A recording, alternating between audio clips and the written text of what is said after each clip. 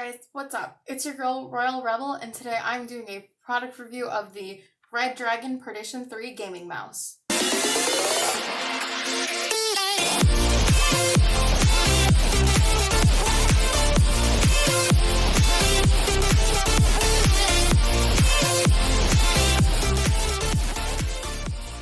So we're gonna start this video off with the things I was looking for when it came to a gaming mouse. First and foremost, I was looking for a budget-friendly mouse. I know things for gaming tend to run along the expensive side, and I'm gonna be honest, when I asked my boyfriend what's a budget-friendly mouse to him, he said $50, and that was a little steep for my ability right now. So I was kind of looking for something that, was a little bit cheaper than what the average gamer would pay for, but I was hoping not to sacrifice quality. Like, I'm approaching this mouse as like a beginner, something that somebody who's just kind of getting into like more competitive gaming or just gaming in general can use. The other thing I was looking for is I wanted a corded mouse. I didn't want to go with a wireless mouse connection just because in general with gaming, you want a hardline connection to things. You want a hardline connection to your mouse, your keyboard, your internet. You get more consistent connection when you've got that hard line, and there's not really a chance of lag when that's happening. I was also looking for a mouse that had programmable buttons, mainly just because with the games that I've been playing, it's a lot easier for my hands. Like, if I can click a button on the mouse and do something versus having to reach for it on the keyboard, because unfortunately I have short fingers, so reaching with my thumb on a mouse is a lot easier than reaching with my fingers on a keyboard. I will be honest though, when it came to the specs, I wasn't entirely sure what to look for. When like I read 124,000 DPI, sorry, I actually just read that below me, that doesn't really mean much for me. But for those of you who do care about specs, I will leave the list of specs down below in the description for you guys to read it for yourselves. And as usual, I will leave a link to the product itself in the description as well. But yeah, with that, we're gonna kind of dive into the things that I do like and don't like about this mouse. Just kind of starting off with the things I didn't like about the mouse. They're all almost exclusively design things. I'm not so I know the brand's called Redragon, so I don't know if the mouse is red because of that. But with the ability to switch the colors on the mouse, the LED, so like on the mouse roller, on different part on the dragon down below. Sorry, I'm like blanking on things.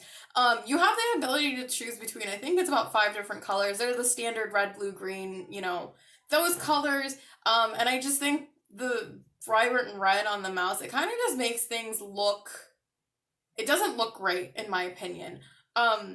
The other thing that kind of came with the design, and this is more of like a functionality piece, is that maybe this was just because I'm not used to this kind of mice, but I noticed that when I was playing on Destiny, I had a difficult time actually like holding it while aiming down sights. Like, I would bounce back and forth between it, and I don't know if it's the layout of the mouse or if it's just because it's a new mouse and I haven't broken in yet, but that is one thing to consider. If you're only used to a standard style mouse, this one might be a little funky getting used to because it is more spread out. It's kind of like so you can lay your ring finger and your pinky finger down on it and use the right clicker with your ring finger, which for somebody who's only ever used standard mice, you generally hold it like this, where you've got your middle finger on the right clicker and your index finger on the left clicker.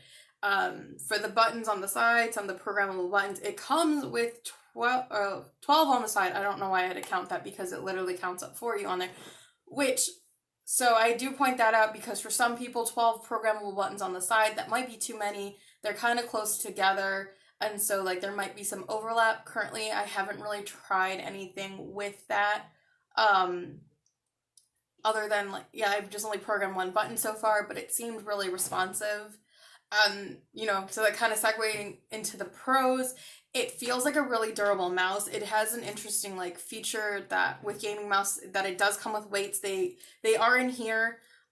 In the case that it comes with, which I will say this is a really nice case, there is a little case in there for you to store the weight. So if the mouse feels too heavy for you, you can adjust the weight to how you like it. But even outside of the fact that I had an issue holding while aiming down sights, the mouse responded really well. I liked using this mouse. I think for me, it's just going to be getting used to a non-generic mouse. But I mean, if we're gonna be honest, like if you're looking for a budget mouse, I would give this a shot. Like the layout is probably like the design of like the shape of it itself is probably the weirdest thing for me to get over.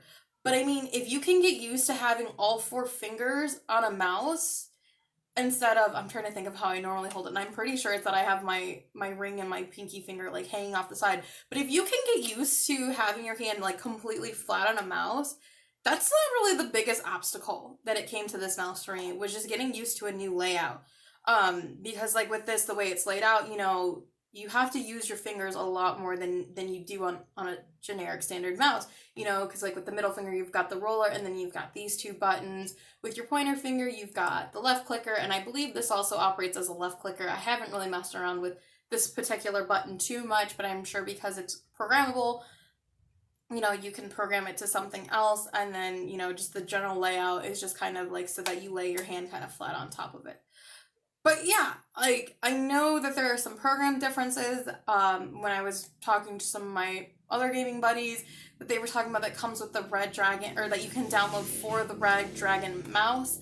I didn't really use any of that in this review. I just plugged this mouse in and used it. It worked great. It responded great in my opinion. It's just, and I think overall it's a great starter mouse. Like if you just need something kind of quick, I would definitely recommend it for that. If you're a more serious gamer and you know more about like what you're looking for in a mice, this might not be it for you. But again, I approached this purchase like as someone who's kind of new getting back into competitive gaming. For the most part, I've almost been an exclusive like console gamer, so trying to get into PC gaming, this is kind of my way of easing myself into it. I wanted to try a mouse, and this is a mouse I tried, and I think anybody else who's starting out, I think this would be a good mouse for them too. All right, well, that's all on this review today. If you like these product reviews, don't forget to hit that like and subscribe button below so I can bring you more content.